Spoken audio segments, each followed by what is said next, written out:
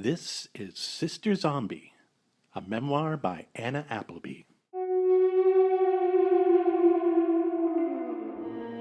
This podcast is performed by Angie Morency, written and produced by Harold Brody.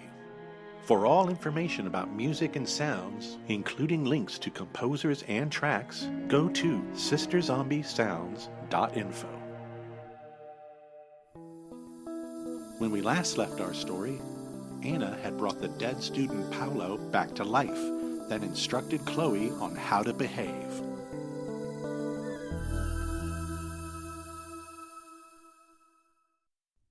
Chapter 29. I can feel our hearts as one.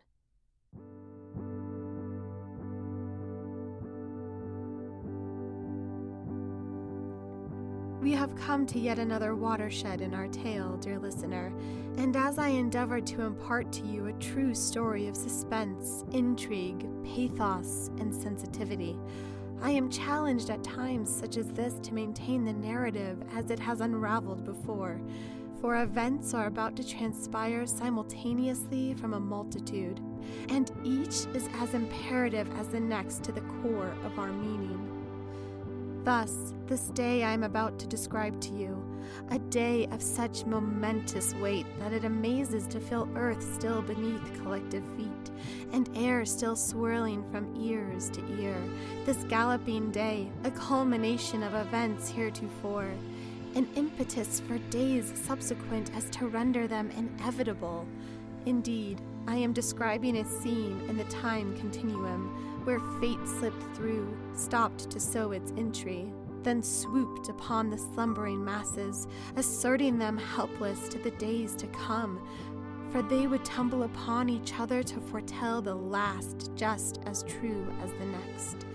Such is our providence, amoral, destitute of will, foreign to ambitions, bestowing grace upon courage to awaken and go forth and find love amongst the ruins, all our invisible meaningless yesterdays. We cherish hollow victory, and perhaps rightly so, but my tale holds no such thing. Instead, it unfurls a horror most astute, impossibly keen, and intimately savage. I can speak only for myself, and hope that you may share in it. For what is my tale if not cautionary? What are our lives if not exemplars? What is the universe if not a paradigm? Or at least it gives us comfort to vainly assign it so. Hence, in this day, I employ assistance in the telling, with voices you have heard before, but now of greatly different tones, for no one in the history of everything has ever experienced a day such as what is to be described in the words to follow. Carry on if you must, my listener, but be forewarned. Keep at your behest a soft space upon which to rest, for you may require to cast these words aside, briefly or otherwise, and seek precious respite, where you can assign the following events to an especially exacerbated imagination, a fancy of the damned, a trifle of the lost, an amusement of the doomed. This may all be well and true, but consider, fate hovers and watches and ceases to strike, impartial, anarchic, poised, nigh.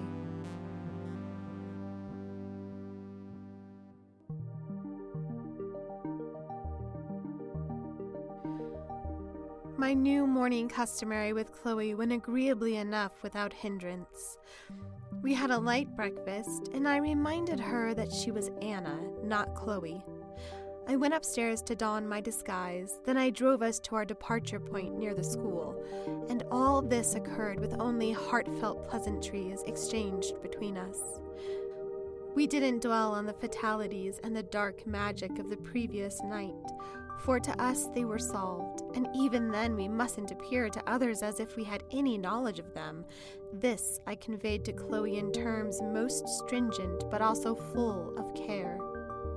I believed that Chloe knew that I had her best interests at heart, that we were a team, bound by blood and now clandestine felony.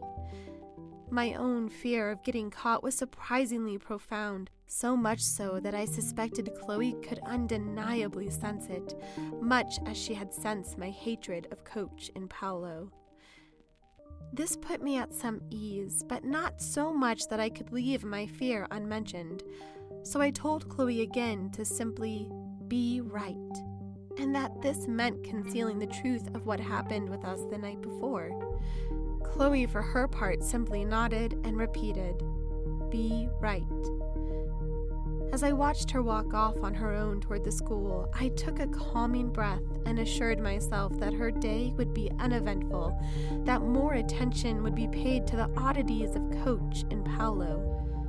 God only knew how they would behave, and I intend this phrase to be literal.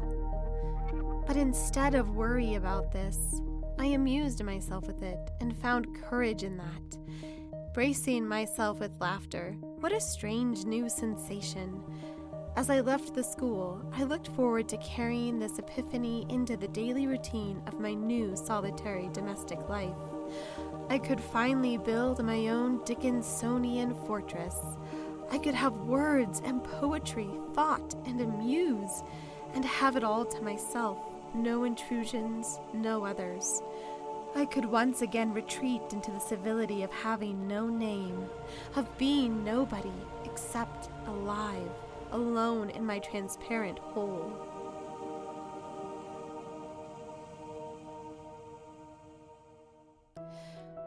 It is at this point in our story that we will veer, as previously foretold. I will visit you again later in this chapter, but for now, Mr. Spellman will take reign of the narrative and tell of events taking place in my absence at school.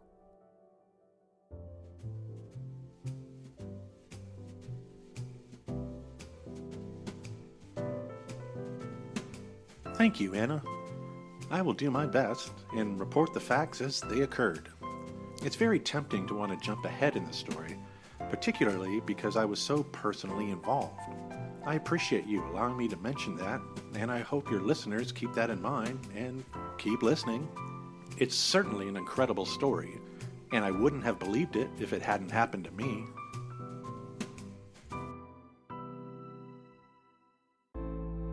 The morning began as usual. It wasn't until second period that I heard the students gossiping about both Coach Holden and Paolo Martinez. I tend to usually not listen to students' gossip, but what I heard was hard to ignore. I heard someone say that Paolo was drunk because he couldn't walk straight and was slurring his words. I immediately wondered if his parents knew about this. I assumed that Stan Nodder would be told and that Paolo's parents would be called. I also remember thinking at how unusual this supposed behavior was. Paolo had just been promoted to starting quarterback for the big game coming up in a couple of days. So why would he jeopardize this coveted position on the team? Didn't he realize that not only was he letting himself down, but letting down his fellow teammates? It was all very weird. During my morning break in the teacher's lounge, I spoke with my colleagues about this. It was then that I learned that Paolo wasn't the only one acting this way. Bob Holden, the football coach, was walking around drunk too, or stumbling, as the case may be. One of the other gym teachers, I'm not sure who, was sitting with him in his office, trying to calm him down. Some of my colleagues in the teacher's lounge joked about Holden and Martinez possibly getting loaded together before school. I suppose that was an easy joke to make, but it still made no real sense. Then another of my colleagues came into the lounge with even more strange details. Apparently, both Coach Holden and Paolo Martinez were stumbling around the halls, repeating the same strange phrase over and over again. They would slur, and quite loudly apparently, "Be right," or "I'm being right," or variations of this. They were supposedly shouting these words at everyone. Then another teacher told me she had heard the same words being said by another student in the hallways. The teacher said that this student was yelling the same phrase at random. I asked who the student was and, sadly, was told it was Anna Appleby. Was she drunk as well? I voiced this concern, but the teacher said no, that Anna seemed otherwise in control of herself and not having difficulty walking and talking like the other two. Beatrice Tuxford confirmed this. She said that Anna behaved as her usual quiet self in art class, but once class was over and Anna was in the crowded hall, Bea said she could hear Anna repeat the words, "Be right," quite loudly. Of course, I was sympathetic to Anna. She was still mourning her sister Chloe and would be for a long time. I'm not sure if she would or should ever get over that. But Coach and Paolo? What was going on?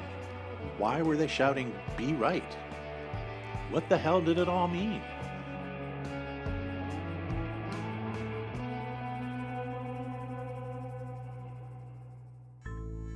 Thank you, Mr. Spellman, and we'll return to that parallel narrative soon. But allow me to interject as to what ensued in my experience during those same morning hours. Me being the real Anna Appleby, and your own Anna being, of course, my Chloe. Upon returning home from dropping Chloe at school, I immediately ventured again to the basement to tend to my mother. Doris's state had improved only but a little, if one could call feeble acquiescence an improvement. At least by then she had grown more accustomed to her imprisonment, and didn't rally against the ropes and the gag with the force she had displayed initially. I fed her canned beans in an aluminum foil pie tin. She slopped the goo voraciously into her gob as if she had never eaten before, but she had done this every time I fed her.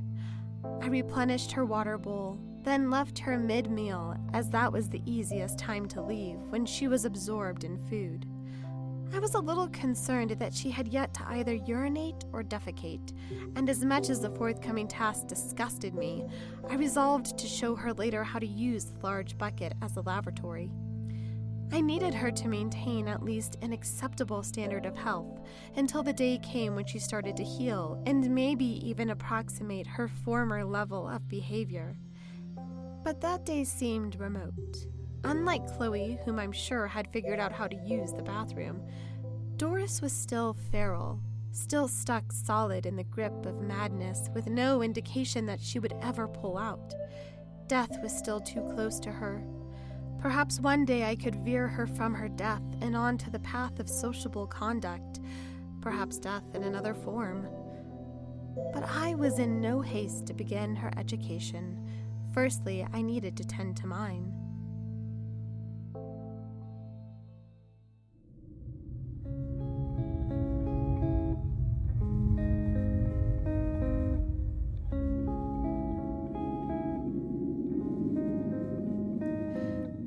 I went back into the house and took off my Doris disguise.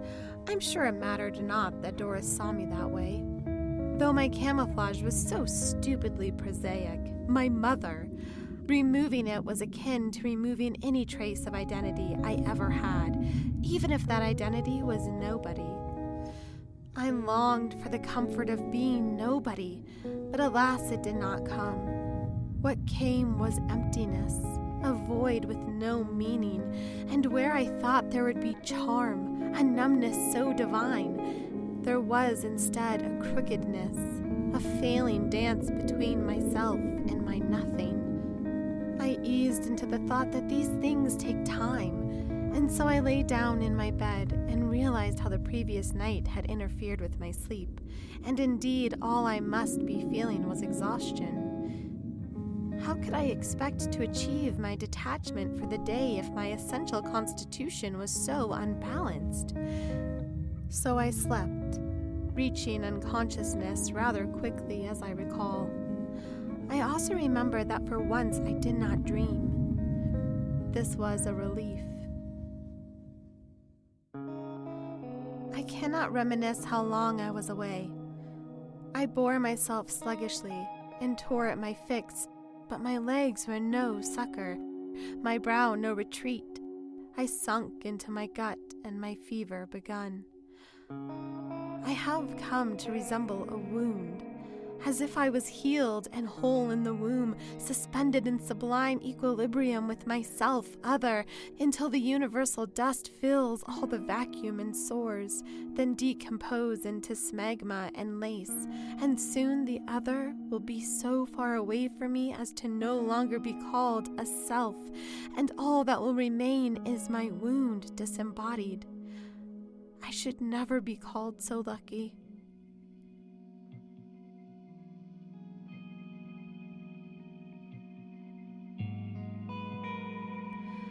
I rose myself above the floor of my bed and floated to the bathroom where I could call upon her through the mist and my pall. The water ran hot and vapors humidified my lungs. I disrobed and found myself in sadness. I looked down upon my body in shame.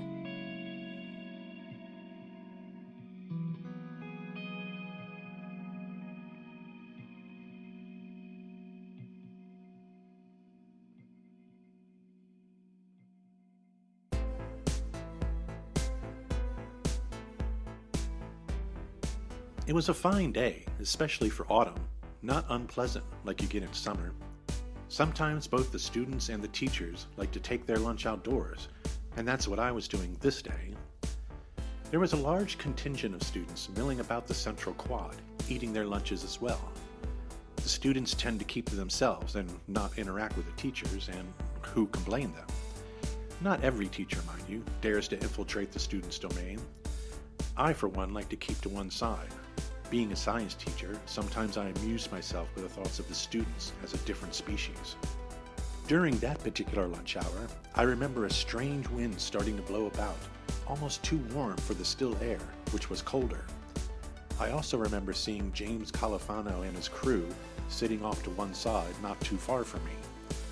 I could only just hear them gossip. Normally I didn't interest myself in the students' affairs, but this was a strange time at the school, and I couldn't help but listen in. I'll try and be as accurate as I can in my recount. I heard James talking about Coach Holden.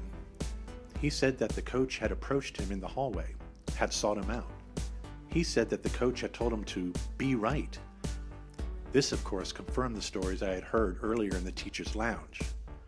Then James went on to say that Coach Holden had reinstated him as the starting quarterback for the big game this weekend. James said that while he thought this was cool, he still thought the coach was a douche. This brought laughter from his friends. And then I remember Tyler Begley bringing up the Paulo Martinez situation. They thought that Paulo was acting strangely because he had lost the starting quarterback position, so to them it was all cause and effect. I remember feeling surprised at how easily they both accepted and moved on from the odd behavior of both Bob Holden and Paulo Martinez. They just kind of shrugged it off and worried about themselves. It occurred to me that this level of narcissism was rampant with this crowd, and I remember shaking my head, chastising myself for forgetting this rather obvious fact. Kids will be kids, after all.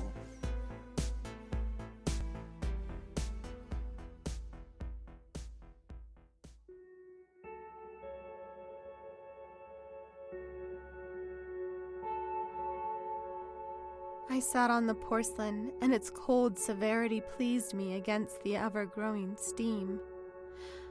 I slid up and down it a little and tried to temper my humiliation, noticing the back of my thighs just below my buttocks, and, arching some, finding the stone upon my back, tethering the ethers to my middle, and finally taking my hands on their journey, over my shoulders and down my torso side, elongating their fullest extent before lifting my shoulders to my ears and digging wherever I could to discover a sharpness, leaving marks on my skin. Soon I would rise.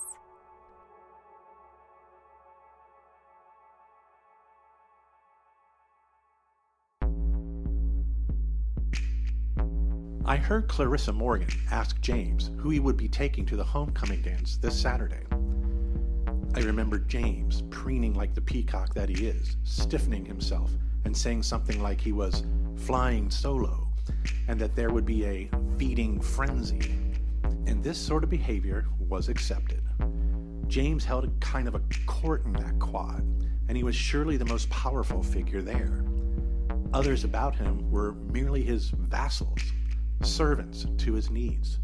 There's no doubt he was a handsome boy, and skilled athletically, and so very confident. For some reason, I remember wondering then if any of the female teachers had ever fantasized about him. We're only human after all.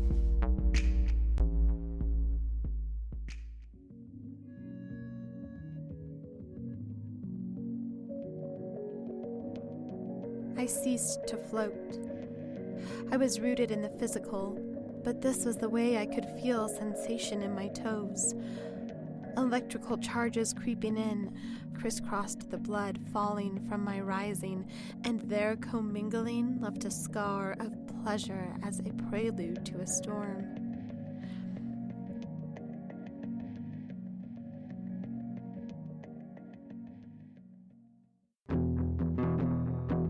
James seemed on a roll that day, the prototypical young alpha male. I remember thinking that it was inappropriate.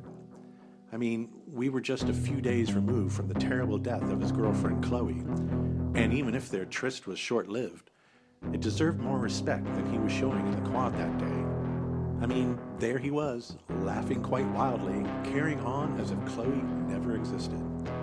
Where was that same boy who had showed such grief at Chloe's funeral? Where had his sensitivity gone? Again, I could put this all down to the quirks of youth, but maybe that would be letting him off too easily. We need to teach these kids, right? I need to teach these kids. I became determined to say something to James, to remind him that, as an example to other students at the school, he needed to start behaving better.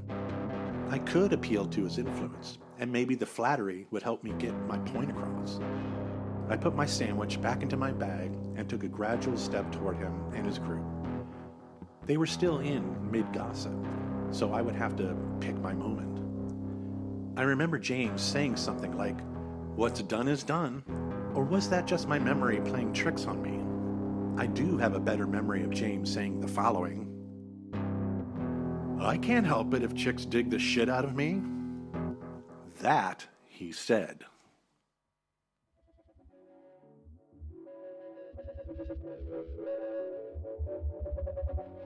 I burrowed myself against the life-giving fumes and felt their warmth accentuate my touch. There, standing ever closer to the clear liquor threatening, the salt from my pores could all seep away. Awash in my guilt, adrift in my rub, I succumbed to the intermingling of it all and knew that my desire was twofold. The beholdens of my James and the absence of him, of how I missed him, of how I had to forget he wasn't there, to both forget and bring it all together, no matter how far I had fallen from grace.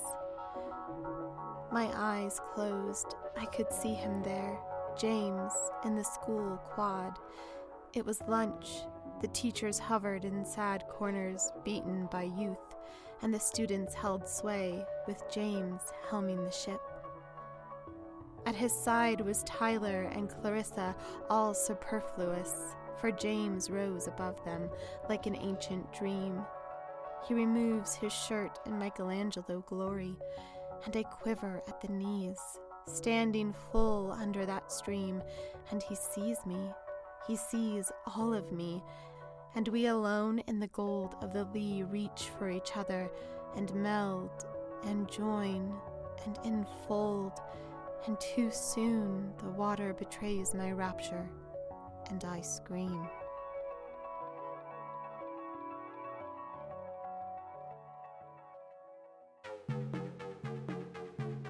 But right then, before I could get close to James, everyone in the quad all turned to see Anna, who was very close to James by now, and had screamed, though it wasn't a scream exactly. It was more of a loud moan, and everyone in the quad saw her quivering uncontrollably. She looked scared, but she also looked, how should I put this, like she was having an orgasm. To James, there was no doubt. She had indeed just climaxed. He laughed at her. The bastard. That was my cue to intervene, I thought. But before I could, something remarkable happened. I turned the shower off, dried, and got dressed as quickly as I could. I wanted to get back to reading my Emily. None of what came before had happened, or at least it wasn't worth a thought.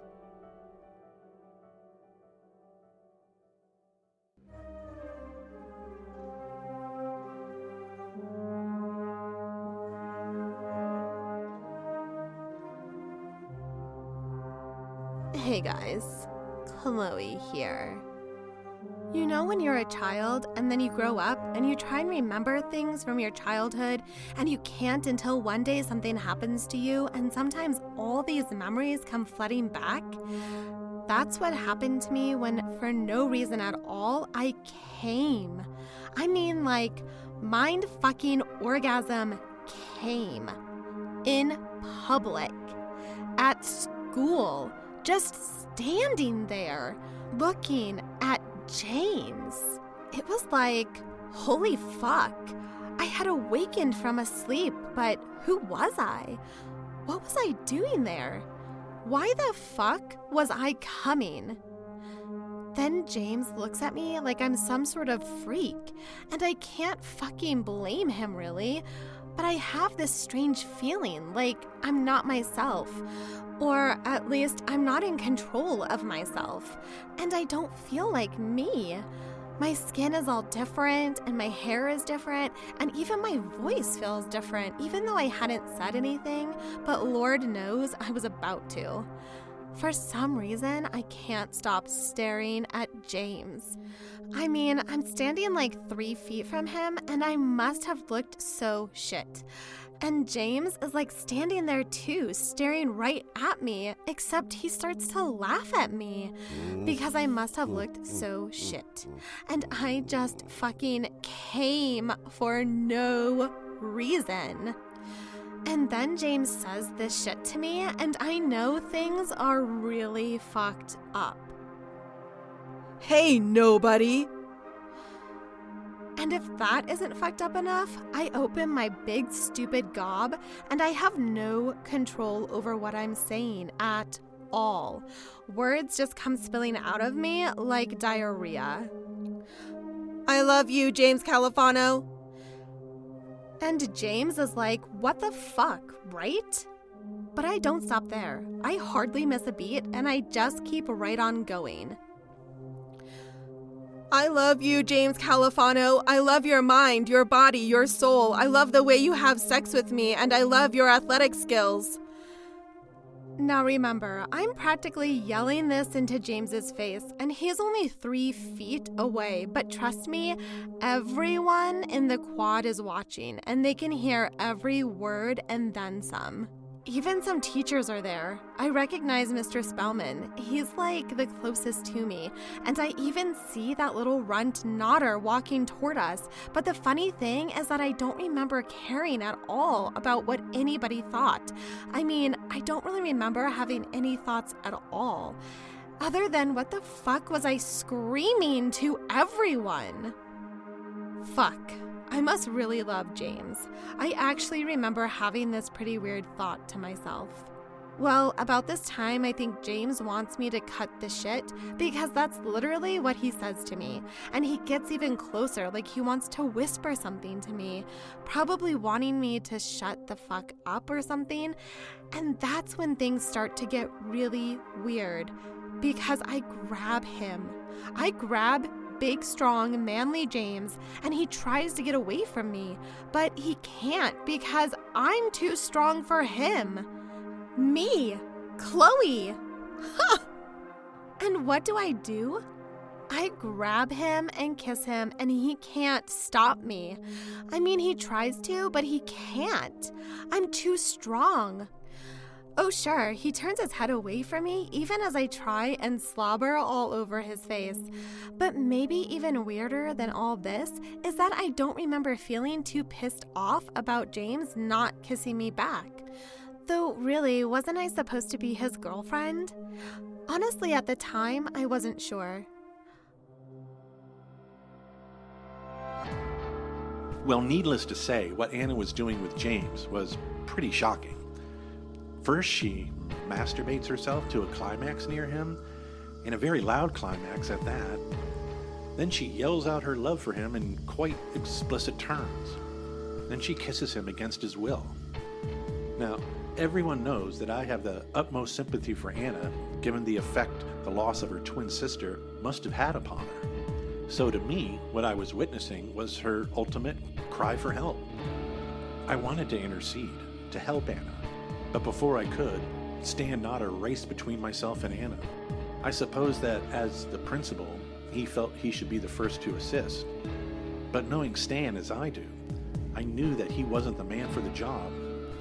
Anna needed sympathy, not the antagonism that she was sure to get from Stan Nodder. So I did something I thought I might regret later. I grabbed Stan by the arm and pushed him aside. I must admit, he looked pretty shocked by this.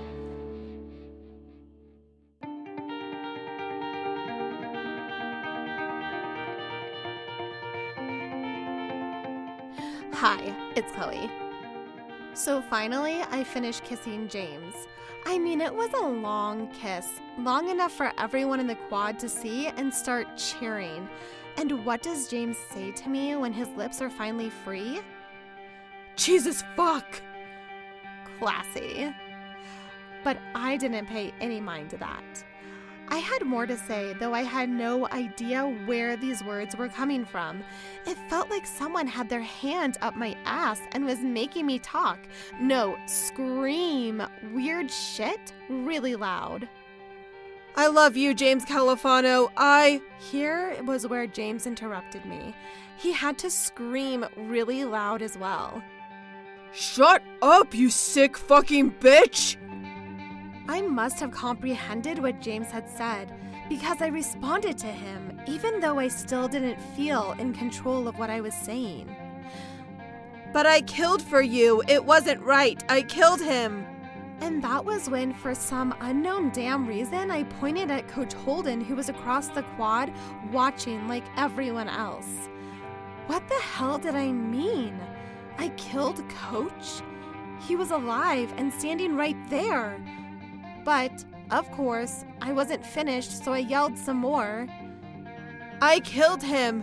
It wasn't right, but I killed him for you. And this time, I was pointing at Paolo, who was standing and gawking nearby too. How did any of this make any sense at all? Well, by this time, James had enough, so he basically took off, and Tyler and Clarissa followed. And yes, I did think it was damn weird that these were my friends and they were treating me like I was some sort of freak. But I guess the main point was, how the hell did I get there? In the middle of the quad, coming and screaming and being so weird. I tried to remember where I was before, but I was drawing a blank. It was like I was having weird memory loss or something. What do they call that? Amnesia. Yeah. Fuck.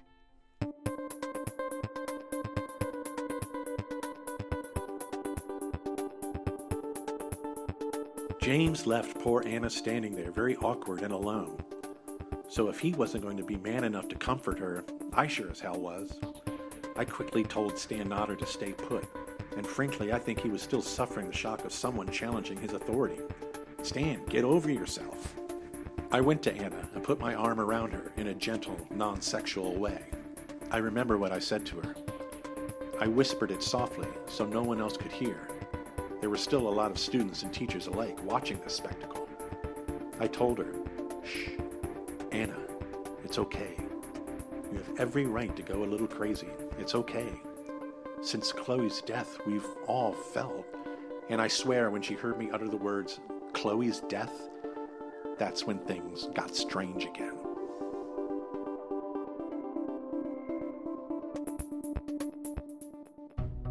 OMG. It's Chloe.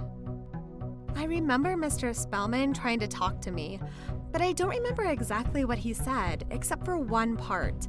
Something about Chloe being dead. Then something hit me. It wasn't just Coach or Paolo that were dead. I was dead too. But how could this be? I was alive and standing there too, just like them. I didn't know what was going on exactly, but I did know that something was wrong with me. Something was very, very wrong. I shoved Mr. Spellman away from me, and he nearly fell over because I guess I shoved him pretty hard.